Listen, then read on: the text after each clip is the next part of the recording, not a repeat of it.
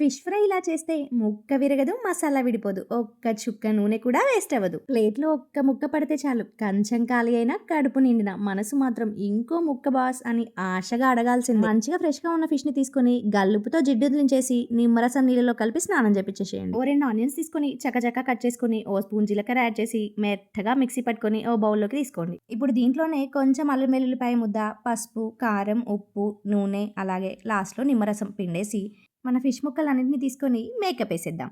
చూసారా మన fish makeup పూర్తయ్యాక ఎంత హార్డ్గా ఉందో. ఇప్పుడు దీన్ని ఆయిల్లో దింపి ర్యాంప్ వాక్ చేయించేద్దాం. స్టవ్ పైన ప్యాన్ పెట్టేసుకొని ముంచే అంత నూనె వద్దు, జస్ట్ పడుకునే అంత ఉంటే చాలు అన్నట్టుగా నూనె వేసేసుకొని పెన మీద వేయగానే ఈ నూనె చేసే చిటపట సౌండ్కి నిజంగానే చేపలన్నీ ర్యాంప్ వాక్ చేసి మసాలాలన్నీ చేపలకి మంచిగా పట్టేసి టేస్ట్ నెక్స్ట్ లెవెల్కి వెళ్ళిపోవాలి. మరి వీటిని ఏమాత్రం డిస్టర్బ్ చేయకుండా ఒకవైపు మంచిగా ఫ్రై అయిన తర్వాత మరోవైపు తిప్పుతూ గోల్డెన్ కలర్ వచ్చేంత వరకు ఫ్రై చేసేసుకోండి. సముద్ర గర్భాన పుట్టి మసాలాల మడుగులో మునిగి తేలి నూనె సెగలో ఎర్రగా సెగలు గక్కుతూ కంచంలోకి చేరిన కరకరలాడే ఫిష్ ఫ్రై బాగుందా మరి?